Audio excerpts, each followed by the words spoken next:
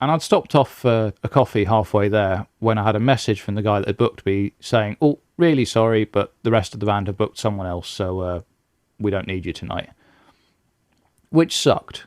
And I was pretty disappointed that they didn't even offer to cover the petrol I used getting halfway to the show, much less my time that day spent learning a load of tracks for that evening. It's a real shame.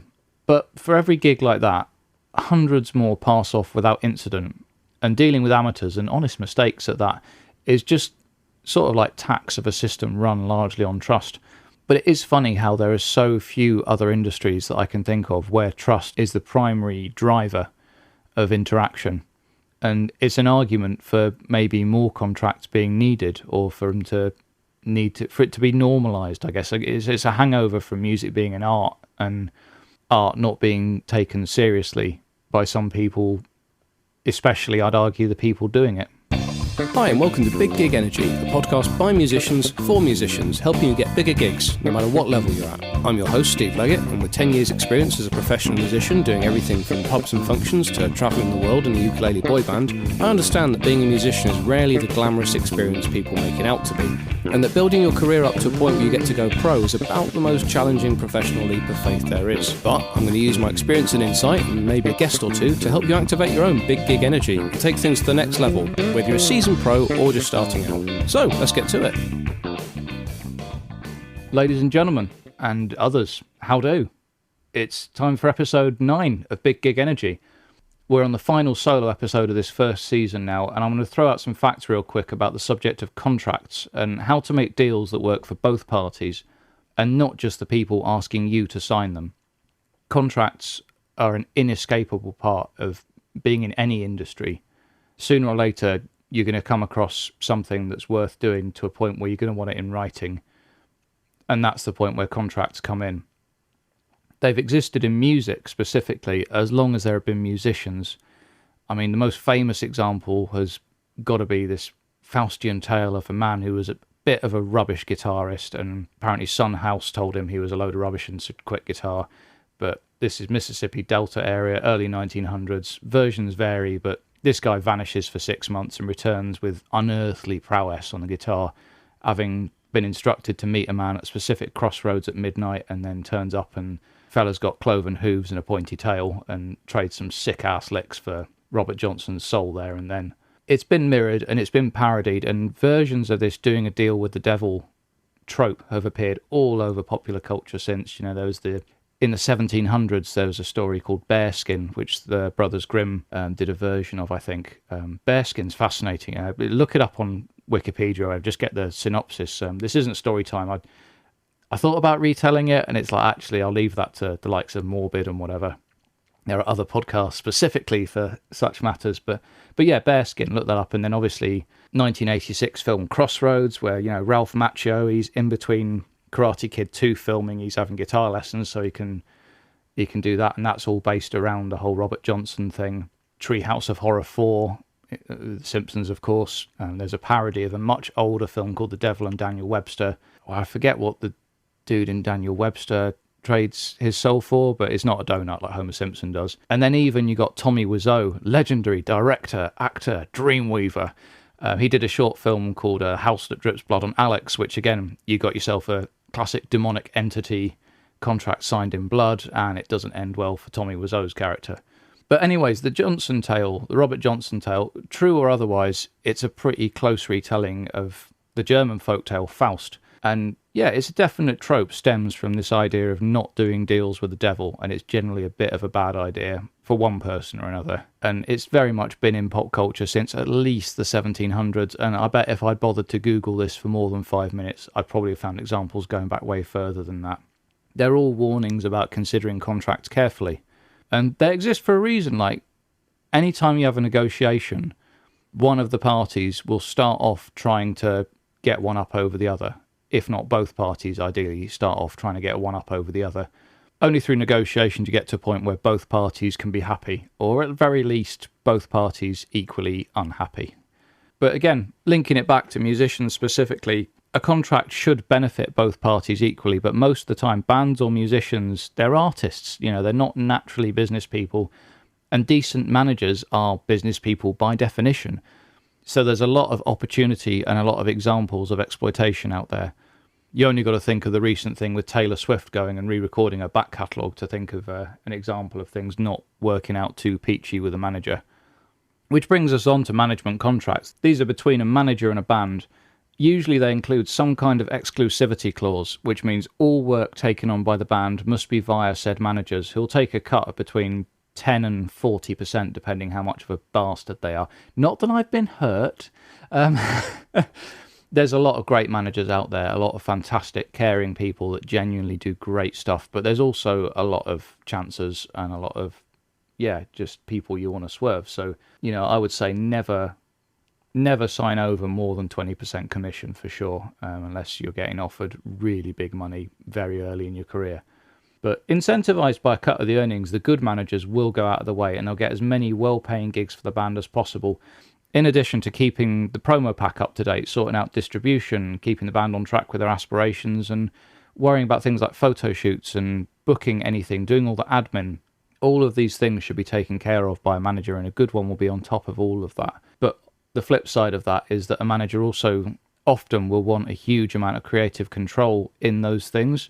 So you've got to make sure that your creative aspirations and your aesthetic aspirations line up with those of your manager. Because on the one hand, they're trying to make you as commercial as possible, because the more commercial you are, the more successful you be. The more successful you be, the more money they get, the more they benefit from it. Again, there's some fantastic managers out there. I'm not trying to throw shade on the entire industry, but again, it's worth being warned just to go into things with your eyes open. Things specifically to watch out for are generally, again, whether that percentage cut they take from your gigs is fair, how long the contract is for. This is usually 2 to 4 years before renewal, but definitely keep an eye on that. Look if there's any kind of get-out clause or any grounds for dissolution of the contract. How much creative autonomy the band will have over things like their music promo, things like choice of studio, choice of photographers, etc. And again, just the band need to have a say in their careers in general as well. Like, whether they want to pursue original music, which is much less lucrative than covers for band and manager, but far more rewarding for the band, less so for the manager. Therefore, most managers will, the cynic in me says they'll generally steer you away from that if you're also a successful covers band. And of course, managers will decide, or do their very best to decide, whether you should go on a crooked talent show for 5 minutes of fame. Record deals are another consideration, another thing you'll usually have to sign as a musician at some point, particularly obviously on the original side of things. And this is a thing, like this podcast, obviously my background is in covers mostly. I've done a lot of originals work, but my paid work and my professional work has mostly been covers. So a lot of this podcast is, 9 episodes in now, you'll have probably noticed, is coming from a cover band type direction. But it's important to shout out to the other people out there, and obviously originals band, originals music, originals artists, rappers, all these things. The record deal is often the golden goose. That's the goal you're aiming for at the end of this. But they're becoming less and less relevant and less important to today's musicians. You don't actually need one anymore. There was a time you absolutely had to have a record deal. Back in the day, studio time was really bloody expensive. And the idea of owning studio equipment at home was reserved for those already mega successful. So you'd never start off in your bedroom with a I'm recording this in my bedroom right now. I've got a Mac and some monitors and a sexy ribbon mic that a mate's lent me. And I'm recording this here. Whereas years ago, even 15, 20 years ago, I'd have had to pay a significant amount of money for studio time. And obviously, the quality of this isn't going to be as good as it would be in a proper studio. But for me, it sounds decent. I'm happy with it.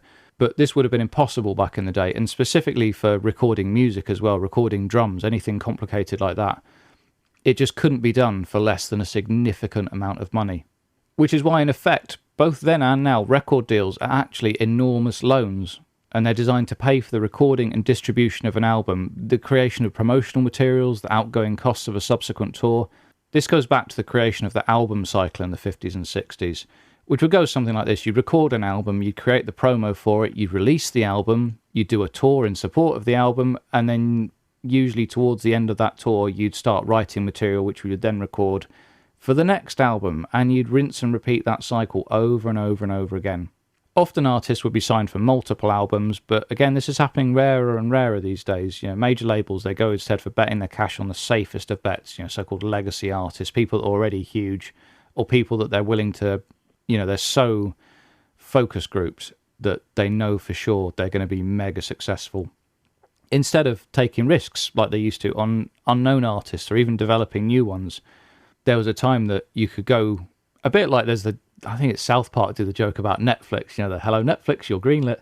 It used to be a bit like that with record labels where you could go in with a band and you could pretty much be guaranteed some kind of record deal if you had more than 5 songs. But obviously with streaming and illegal downloads and all these things, recorded music became worthless. So there's no reward for record companies in taking risks anymore. And as that money from recordings dried up, then so did the money for A&R, really, artist and repertoire. They just don't really focus on that anymore. But the main reason for the decline of the formal record deal, again, just comes back to that anyone that owns a laptop, an audio interface and some monitors has basically a professional quality recording studio already. And you could easily put that together for less than $1,000.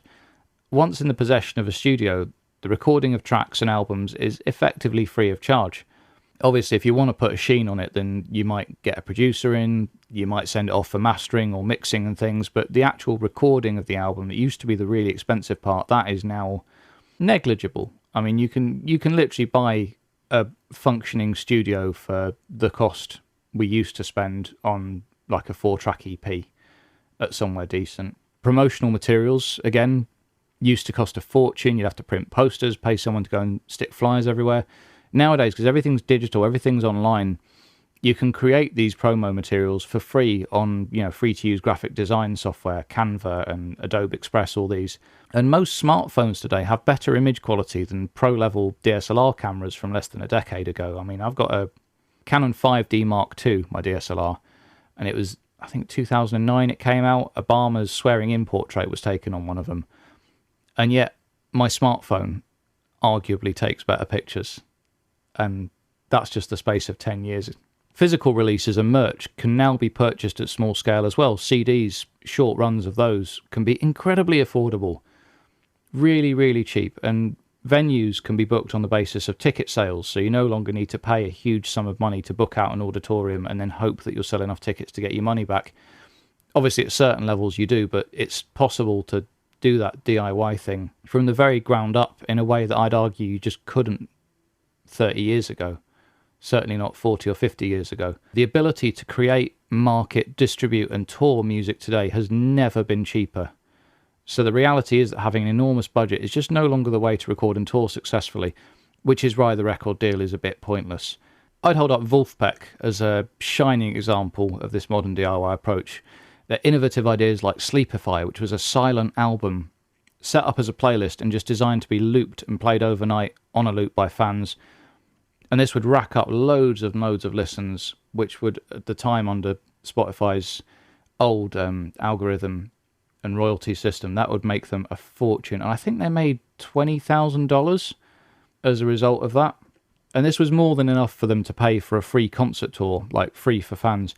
It changed how Spotify worked out artist royalties and disrupted the industry as a whole. Obviously, Spotify's artist royalty system is fucked up beyond all recognition at the moment, which is a real shame. And yeah, Wolfpack are kind of partially responsible for that, but credit to them, the system's there, and sometimes you've got to. It's the right business decision to make sometimes, to just look at the system and exploit any gaps you see, because it's by doing that and by disrupting it that's how you can turn things to your favour, I suppose. Another contract that comes up commonly are gig contracts. These are usually given to musicians by a band that's hired them for a particular gig. Some bands I work with use these, some don't. It's interesting that the music industry is in a unique position for the sheer amount of trust which keeps it running. Particularly as a hired gun like I am, 99% of the time you might get offered a gig by a random phone number or a complete stranger on Facebook Messenger, because for whatever reason the music industry is still using Facebook predominantly instead of Instagram like the rest of the world. But you get a message off this number or this person on Facebook, you turn up and it's fine and you get paid. Every now and again you might have a bad experience though. I'm thinking of my New Year's Eve 2022. I had no gig in the calendar, having respectfully declined a few that didn't pay enough for me to justify going out to work on a night where driving home would be like Mario Kart on account of all the drunk drivers about. But I got a last minute call that came in with a few hours notice. I think I got the message at maybe 2 p.m. and I confirmed it. It was COVID cover for a bassist that was off sick, set off to be there at the agreed time. And I'd stopped off for a coffee halfway there when I had a message from the guy that had booked me saying, "Oh, really sorry, but the rest of the band have booked someone else, so we don't need you tonight." Which sucked. And I was pretty disappointed that they didn't even offer to cover the petrol I used getting halfway to the show, much less my time that day spent learning a load of tracks for that evening. It's a real shame. But for every gig like that, hundreds more pass off without incident, and dealing with amateurs and honest mistakes at that is just sort of like tax of a system run largely on trust. But it is funny how there are so few other industries that I can think of where trust is the primary driver of interaction. And it's an argument for maybe more contracts being needed, or for them to for it to be normalised, I guess. It's a hangover from music being an art, and art not being taken seriously by some people, especially I'd argue the people doing it.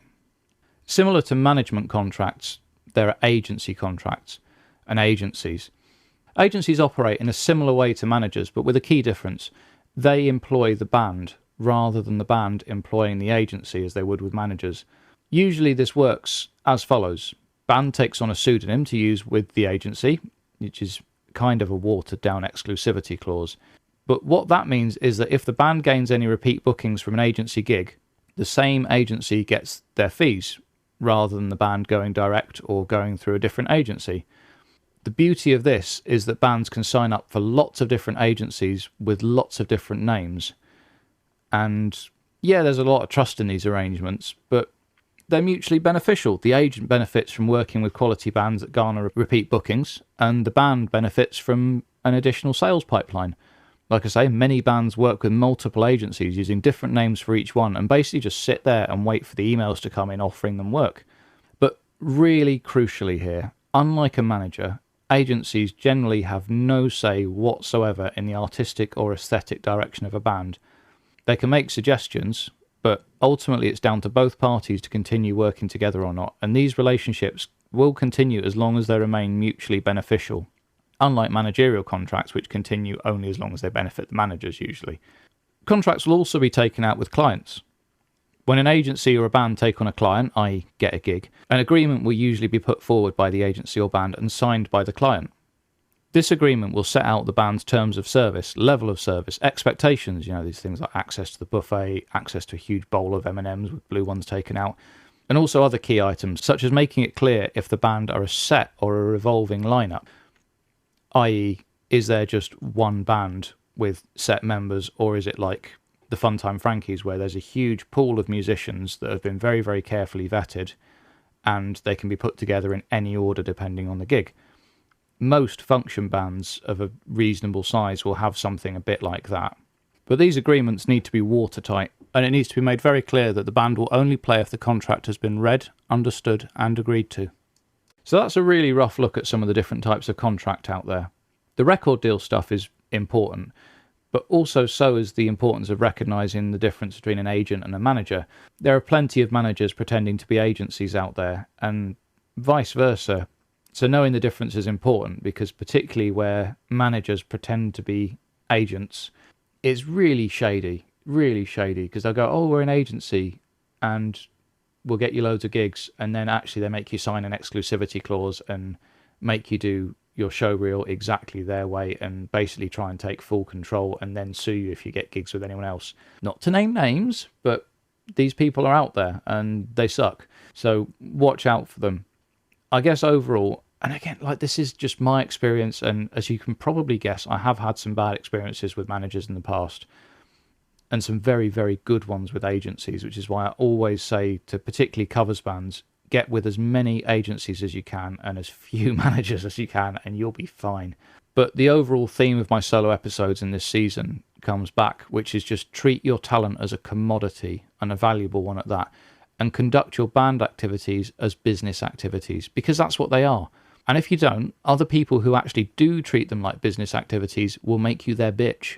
So to close, what advice would I give to anyone looking for any kind of deal, contract or agreement, any of the versions that we've talked about in this episode already? Firstly, I would say always read any agreements in full. Don't forget the South Park Human Centipede episode. Make sure you know exactly what you're getting into, and don't be intimidated by dense legalese, because that is exactly what it is there for. It is there to make you go, oh, fuck that, I'm not going to read that. If you're a member of the Musicians Union in the UK, take full advantage of the legal advice they offer, which includes a contract reading and advice service. The MU comes with a lot of really useful insurance and services, and the PLI alone is worth looking into it for, but it does cost a fortune compared to other stuff out there. It's currently, I think, 240 quid a year. But if the MU doesn't do it for you, if you're on the cusp of signing a deal, I strongly advise you to at very least have a close, trusted family member or, again, a close, trusted friend. Just cast an objective eye over the whole thing. Make sure it's been read and understood, because if it's in the contract, you've got no recourse if you've agreed to it. And there may well come a time where you need a recourse, and if there's something in the contract you don't like, the time to bring it up is before you sign it. So let's leave this here. I hope it's been useful to you. Obviously, there's a big old world out there. I've experienced bigger than most, but still only a small part of it. I'm sure there are loads of amazing managers out there who have the welfare and careers of musicians and artistic integrity of musicians right at the forefront of their mind. But the ones I've dealt with and come across haven't always had that as the case. So just watch out for anything you agree. Make sure you're not signing a deal with a guy with horns and a pointy tail and cloven hooves. Next week will of course be the final episode in the current season of Big Gig Energy. We've got something rather special planned for this. It's going to be an interview but with a twist, which all will become clear closer to the time. We'll see you then. Thanks for listening to this episode of the Big Gig Energy podcast. This is the bit where I'm obliged to fish for engagement and stuff, so you can find me on Instagram as Big Gig Energy, that's BIGGIGENERGY, or you can get in touch via email at biggigenergy@gmail.com. I'll link anything relevant in the show notes below, but otherwise, if you've had any thoughts on this episode or would be interested in some one-to-one coaching for yourself and or your band, feel free to get in touch. Otherwise, do all the usual social media stuff, I guess, and let's keep the discussion going. Many thanks as ever to all my supporters and collaborators, and as always, best of luck with your next big gig.